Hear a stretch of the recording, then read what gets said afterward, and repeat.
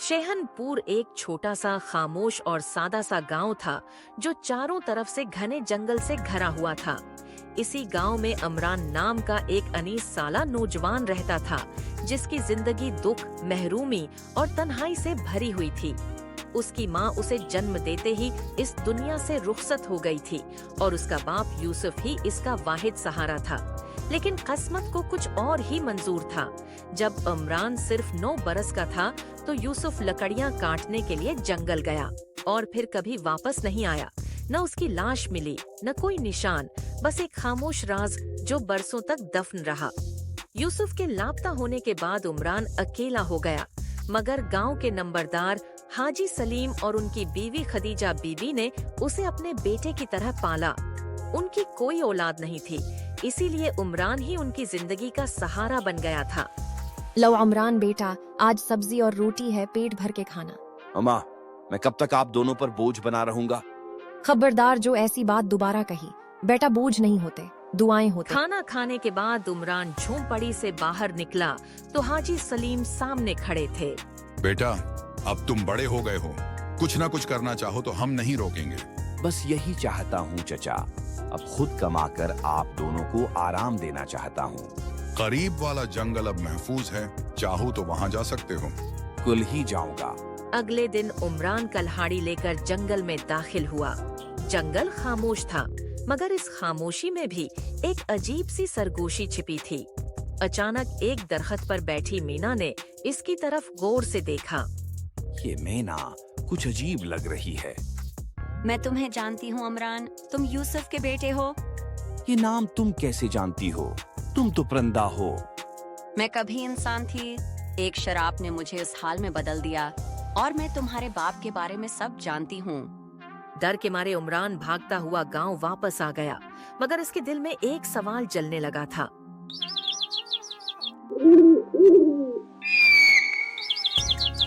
अगली सुबह उमरान का डर कुछ कम हो चुका था। उसने फैसला किया कि वो सच जाने बगैर चैन से नहीं बैठेगा। अगर अबू जिंदा हैं, तो मैं हर खतरा मोल लेने को तैयार हूँ। मैं ना उसे एक खफिया गार में ले गई, जहाँ एक पुराना संदूक रखा था। जैसे ही अमरान ने उसे खोला, हीरों और जवाहरात की चमक से गार रोशन हो गई। ये सब मेरे लिए। हाँ, मगर किसी को मेरे बारे में मत बताना। नंबरादार के कहने पर खजाना बादशाह को दे दिया गया। बादशाह ने झूठ बोलकर उसे अपना कह दिया। अमरान खामोश रहा, क्योंकि उसके दिल में सिर्फ एक ख्वाहिश थी अपने बाप से मिलने की। पूर्णिमा की रात से पहले एक फकीर ने अमरान को रोक लिया। बेटा, वो मीना एक चुड़ैल है, तुम्हारे बाप ने अपनी जान देकर उसे कैद किया था। मैं किसी की बात नहीं मानूंगा, मुझे बस अबू चाहिए। पूरे चांद की रात बोतल टूटी और मैना एक खौफनाक चुड़ैल में बदल गई। अब कोई नहीं बचेगा। सिर्फ कुर्बानी ही रास्ता है। ये मेरी गलती है, उसे मैं ही खत्म करूंगा। उमरान कुएं में कूद गया और अपनी जान देकर पूरे गांव को बचा लिया। चुड़ैल फिर परिंदा बनी, मगर हमेशा के लिए खामोश। उमरान चला गया, मगर उसकी कुर्बानी हमेशा के लिए जिंदा रह गई। सबक: अंधा यकीन और लालच तबाही लाते हैं, मगर कुर्बानी इंसान को अम्र बना देती है। हरियापुर गांव के एक कोने में एक गरीब मगर मेहनती लोहार रहता था। उसका नाम था रघुवीर लोहार। एक टूटा सा घर, खाली चौलाहा और आंखों में बस एक सवाल: क्या गरीब होना ही उसकी तकदीर है? रघु, कब तक हम यूं ही खाली हाथ रहेंगे? हर दिन उम्मीद लेकर जाते हो और मायूस लौट आते हो। क्या करूं राधा, किस्मत ही साथ नहीं देती। जब कुछ बनता है, कोई ना कोई मुसीबत आ जाती है। इतने में उनका 10 साला बेटा रत्न भूखा सा अंदर आया। उसकी आंखों में सवाल था, मगर आवाज में हिम्मत नहीं। पिताजी, क्या हमारे घर में कभी अच्छा खाना बनेगा, जैसे पड़ोस के घरों में बनता है? सुनकर रघुवीर की आंखें भर आईं। ये मगर उसने मुस्कुराकर बेटे के सर पर हाथ रखा। बेटा, वो दिन भी आएगा जब हम सबसे अच्छा खाना खाएंगे। गांव के चौराहे पर वाक़े लोहार की दुकान आज फिर सुनसान थी। न कोई गाहक, न कोई काम। ऊपर से गांव के लोग भी किस्मत का मजाक उड़ाने लगे। मुखिया जी, मेरा तो कहना है उस लोहार को गांव से निकाल देना चाहिए। मनहूस साया है। अल्फाज रघुवीर के दिल में तेर की तरह लगे। ये इसी दिन वो टूट गया और खामोशी से जंगल की तरफ चल पड़ा। जंगल की तुनहाई में इसके दिल में खुदकशी के ख्यालात जन्म लेने लगे। तभी अचानक किसी की कमजोर आवाज सुनाई दी। कोई है? मुझे पानी दे दो, मैं कई दिनों से प्यासा हूँ। रघुवीर ने बगैर सोचे साधु की मदद की। पानी लाने के लिए वो एक खतरनाक तालाब तक पहुंचा, जहां एक डाइन नमूदार हुई। अगर पानी चाहिए तो मेरी पहेली का जवाब दो, गलत हुआ तो मौत। ऐसा घर कौन सा है जिसकी ना दीवार है ना दरवाजा, फिर भी इसमें सारा जहान समा जाता है? रघुवीर ने आंखें बंद की और दिल की आवाज सुनी। वो इंसान का दिल है जिसमें रोशनी भी है और अंधेरा भी। डाइन हैरान रह गई। उसने पानी लेने की इजाजत दे दी। साधु खुश हुआ और उसने रघुवीर को एक जादुई हर्न तोहफे में दिया। हर्न घर आया तो बच्चों की खुशी लौट आई, मगर दौलतमंद लोग इसे खरीदना चाहते थे। इधर राजमहल में राजकुमारी शदीद बीमार थी। उसका इलाज सिर्फ एक चीज से मुमकिन है, जादुई हर्न का आंसू और एक गरीब इंसान का सच्चा आंसू। जब बादशाह ने जबरदस्ती हर्न छीना, रघुवीर और हर्न दोनों रो पड़े। उनके आंसुओं से एक नीला फूल खुला। राजकुमारी ठीक हो गई। बादशाह को अपनी गलती का एहसास हुआ। रघुवीर, तुम सच्चे इंसान हो। आज से तुम हमारे मुशीर हो और पूरा गांव तुम्हारा। यूं एक गरीब लोहार अपनी सच्चाई, मोहब्बत और वादे की ताकत से अपनी तकदीर बदल गया। सबक: किस्मत बदलने के लिए दौलत नहीं, दिल का सच्चा होना जरूरी है। एक दौर इफ्तादा रियासत के एक छोटे से गांव में सलीम नाम का एक मेहनती, सादा दिल और ईमानदार किसान अपनी बीवी जैनब के साथ खुशहाल जिंदगी गुजार रहा था। उनके पास दौलत तो ज्यादा न थी, मगर एक दूसरे का साथ ही उनकी सबसे बड़ी ताकत देखो थी। जैनब, इस साल की फसल पिछले साल से कहीं बेहतर लग रही है। हाँ, ये तुम्हारी मेहनत और अल्लाह पर भरोसे का नतीजा है। एक दिन सलीम जंगल लकड़ियां काटने गया। अचानक उसकी नजर एक जख्मी कत्ते पर पड़ी जो झाड़ियों में कराह रहा था। अरे अल्लाह, ये बेचारा तो बुरी तरह जख्मी है। सलीम ने अपना कपड़ा फाड़कर इसके जख्म पर बांधा। इसी लम्हे एक दरवेश वहां आया।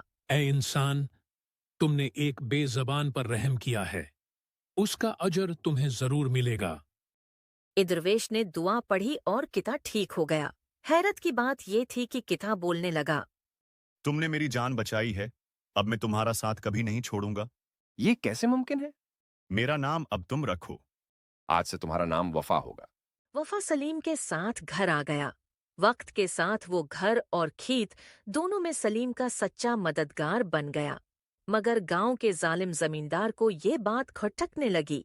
एक बोलने वाला कुत्ता, अगर ये मशहूर हो गया तो मेरी चौधराहट खत्म हो जाएगी। कुछ उर्से बाद जैनब शदीद बीमार पड़ गई। सलीम के पास इलाज के पैसे न बचे। वो मजबूर होकर जमींदार के पास गया।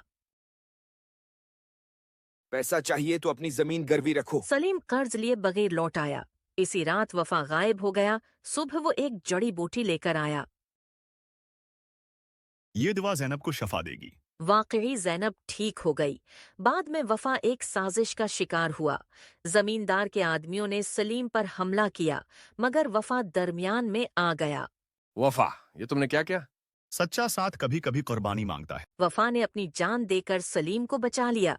इसी लम्हे वही दरवेश जाहिर हुआ और जालिमों को सजा दी। सलीम ने वफा की याद में एक दरख्त लगाया, जो आज वफा का दरख्त कहलाता है।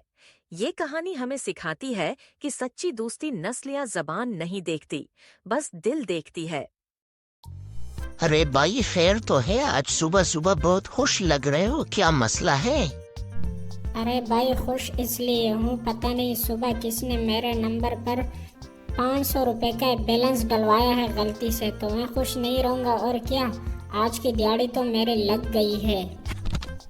अरे गुलाब खान बेटा, जाओ पास वाले दुकान पे पूछो, हमने सुबह 500 का बैलेंस डलवाया था, अभी तक नहीं आया। जाके पूछो क्या मसला है, क्यों नहीं आया बैलेंस।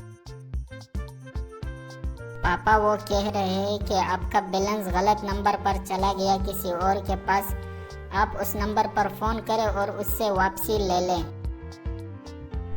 अरे भाई आपका फोन बज रहा है, देखो कौन फोन कर रहा है आप। माना ये खबीस के औलाद अभी फोन नहीं उठा रहा है हमारा, जल्दी से फोन उठाओ हमारा। अरे ये ज़रूर वही बंदा होएगा जिसका गलती से मेरे पास बैलेंस आया है, तो मैं इसका फ़ोन बिल्कुल भी नहीं उठाऊंगा। बेटा ये खबीस तो हमारा फ़ोन ही नहीं उठा रहा है, एक सेकंड में इसको मैसेज करता हूँ। अरे इसने तो मैसेज कर दिया है। हाँ तो भाई सुनाओ ना हमको, मैसेज में क्या लिखा है इसने? मैसेज में लिखा है आपको तालिबान में शमूलियत पर मुबारकबाद हो और तालिबान की तरफ से आपको 500 रुपये भेजा गया है और आपने कबूल भी कर दिया है, तो जल्दी ही आपके पास तालिबान आएंगे और आपको ट्रेनिंग के लिए उठाया जाएगा। अरे नहीं यार, मैं तो फंस गया, अब मेरा क्या होएगा?